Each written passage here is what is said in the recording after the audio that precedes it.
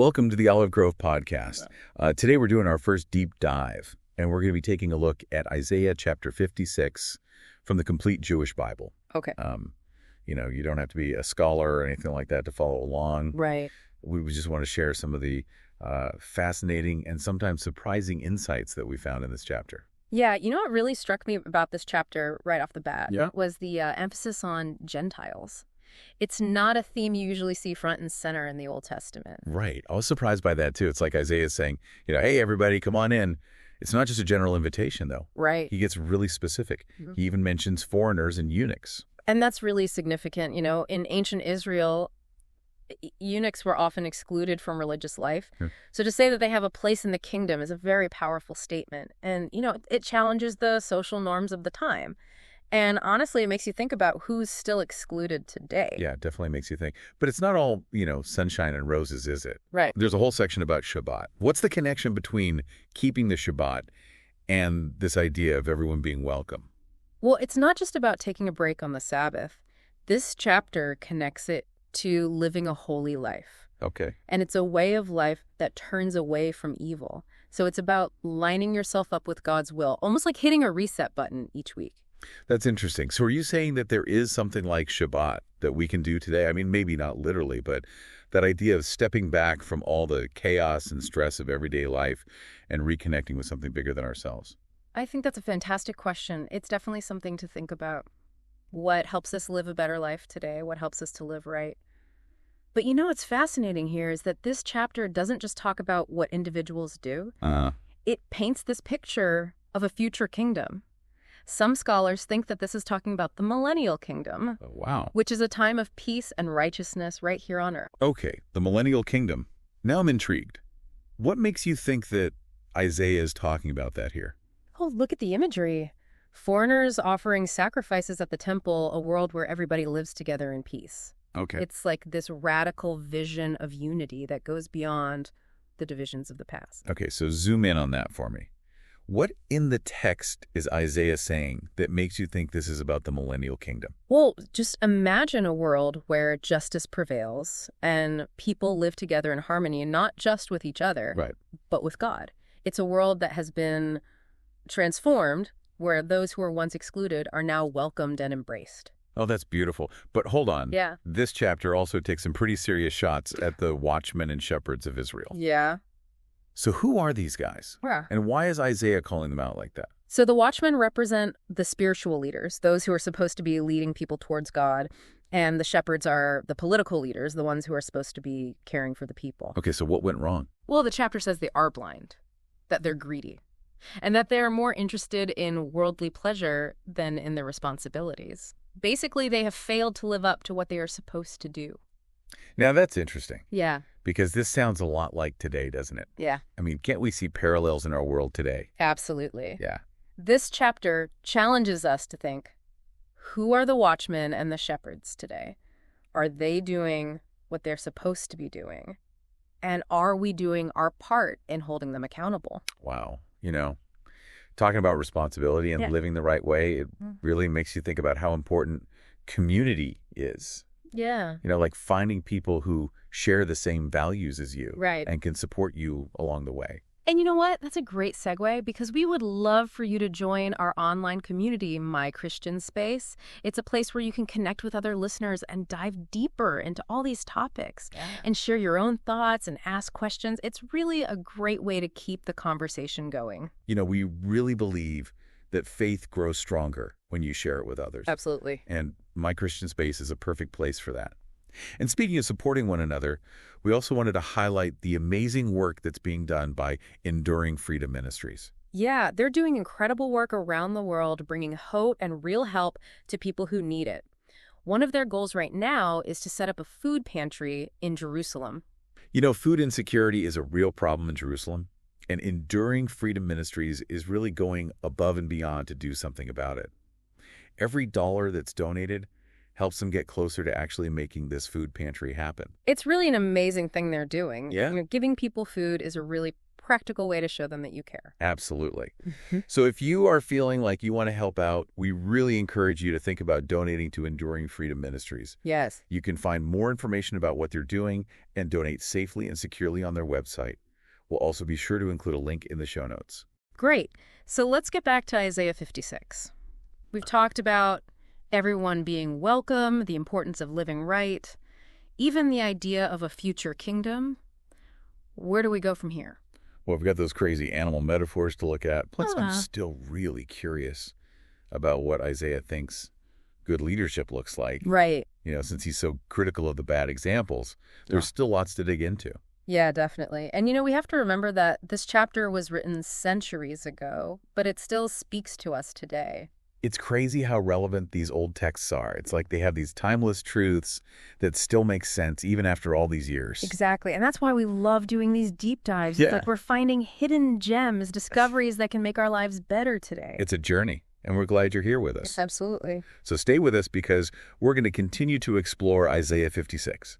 We've got more amazing insights, more interesting questions, and more connections to make to our lives today. So, it's interesting how this chapter goes from this really hopeful vision of a future kingdom to this much darker image of wild animals.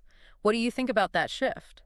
Yeah, that part kind of threw me. It's like Isaiah suddenly slams on the brakes, and the images he uses aren't exactly subtle. What do you think he's trying to get at with all these wild animals? Well, remember that the prophets often used symbolism, so we shouldn't take these things literally. Okay. Instead, we should think of them as metaphors, Right. like clues that point to a deeper meaning. So if it's not about actual wild animals, then what are they a metaphor for? Well, look back at the text. Isaiah describes these animals as like greedy dogs and dumb dogs that can't bark. It immediately made me think of that part about the leaders of Israel earlier in the chapter. Oh, so you're saying that the wild animals actually represent the corrupt leaders? Yeah. Like they've become so focused on what they want that they've completely forgotten about what they're supposed to be doing. Exactly. It's like they've turned into animals driven by their base instincts instead of wisdom and compassion. That's a pretty intense image, and it's a pretty harsh critique. It really makes you think about the kind of qualities we should be looking for in our leaders. I agree. It's like a negative image that helps us see the positive. If these dogs represent what not to be, then what should we be looking for in our leaders? What does real leadership actually look like? Yeah, it's like they're saying, hey, look what happens when your leaders fail you. Choose wisely. But it's not just about picking the right people to lead, is it? It feels like there's a message here about what we need to be doing too. You're totally right. We can't just sit around complaining about bad leadership. We have a responsibility to get involved, speak up, and demand better. Right. If we want things to be better, we can't just wait around for someone else to fix it. We have to be a part of the solution. That's exactly it. It's about taking responsibility for the world around us. We can't just blame the leaders if we aren't willing to do our part too. So it's like we're all kind of called to be shepherds in a way. Yeah. Right? Like looking out for each other, keeping each other accountable, Yeah. and working together to create a world that reflects those values of peace and righteousness that Isaiah talked about. I love that. It reminds us that even though this was written thousands of years ago, the things it talks about leadership, responsibility, justice, they're still important today. I know. It's amazing how these old texts can still speak to us today. They have this wisdom and insight that never gets old. I know.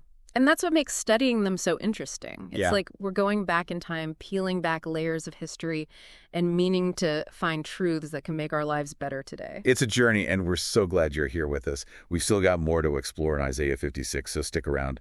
We'll be looking at those crazy animal metaphors in more detail and see what else we can learn from this awesome chapter. All right, so we've talked about how these wild animals in Isaiah 56 might represent bad leadership, but I'm still kind of hung up on the details. Like, what's with the greedy dogs and dumb dogs who can't bark? Yeah, it's pretty vivid language, right? I think Isaiah is using these specific animal metaphors to point out different ways that the leaders are failing. Okay, so break it down for me. What's each animal telling us? Well, the greedy dogs, I think that points to how much the leaders want more and more and more power, more wealth, more influence. They're not thinking about serving the people anymore. They're only interested in serving themselves. So it's like they've totally forgotten who they're supposed to be working for. They're supposed to be shepherds taking care of their flock, not wolves attacking them. Exactly. And then you've got those dumb dogs who can't bark. That image makes me think about how they just don't seem to get it and they're not protecting the people. You know, a good watchdog barks to warn about danger, but these leaders are just silent. They don't do anything, even when there are threats all around. So they're basically asleep at the wheel, completely unaware of the dangers facing the people they're supposed to be leading. Wow, that's pretty harsh criticism. It is. But we have to remember, this critique isn't just about ancient Israel. It's a challenge for us today, too. Are we holding our leaders accountable? Are we being those watchdogs, speaking out against injustice and demanding what's right? It's so easy to just get caught up in our everyday lives and forget about the bigger picture. This chapter reminds us that we all have a part to play in creating a more just and loving world. Absolutely. It's about living out our values, not just talking about them, both in our personal lives and in how we interact with the world around us. So if this chapter is giving us a sneak peek into this future kingdom of peace and righteousness, what can we do today to start living like that's already here? That's the big question, isn't it? I think it starts with being aware of the choices we make each and every day. Are we choosing to be kind instead of selfish? Are we standing up for what we know is right, even when it's hard? So it's about living with purpose, making sure that what we do matches up with the kind of world we want to see. I think part of that is being around people who inspire us and encourage us to be better. You know, that actually reminds me of our awesome online community, My Christian Space. It's a really great place to connect with other people who are on this journey of seeking truth and living a life with purpose. Yeah, we have some amazing discussions there. We go deep into these texts and really try to understand how they can impact our lives today. Plus, you get early access to all of our podcast episodes. So if you're enjoying this deep dive, you should definitely come check out My Christian Space. And speaking of putting our faith into action, I want to remind our listeners about the great work being done by Enduring Freedom Ministries. Their goal of setting up a food pantry in Jerusalem is such a powerful example of bringing hope and practical help to those in need. Yeah, it's a real way to make a difference in people's lives, and every donation gets them closer to actually making it happen. So if you feel called to support this amazing cause, please check out their website to learn more and donate. You can find a link in the show notes. Well, I think we've really uncovered some amazing insights from Isaiah 56 today. We talked about how everyone is welcome the call to live a righteous life, the critique of bad leadership, and even the vision of that future kingdom. It's been a fascinating journey through this incredible text. And remember, this is just the start. There's still so much more to explore in Isaiah 56 and in the whole book of Isaiah. We really encourage you to keep digging into these texts, keep asking questions, and keep discovering the wisdom they hold. And don't forget to subscribe to the Olive Grove podcast on YouTube for more deep dives like this one. We've got new episodes every week where we explore all sorts of interesting topics from the Bible and beyond. Thanks for joining us on this journey. Until next time, keep seeking, keep exploring, and keep the conversation going.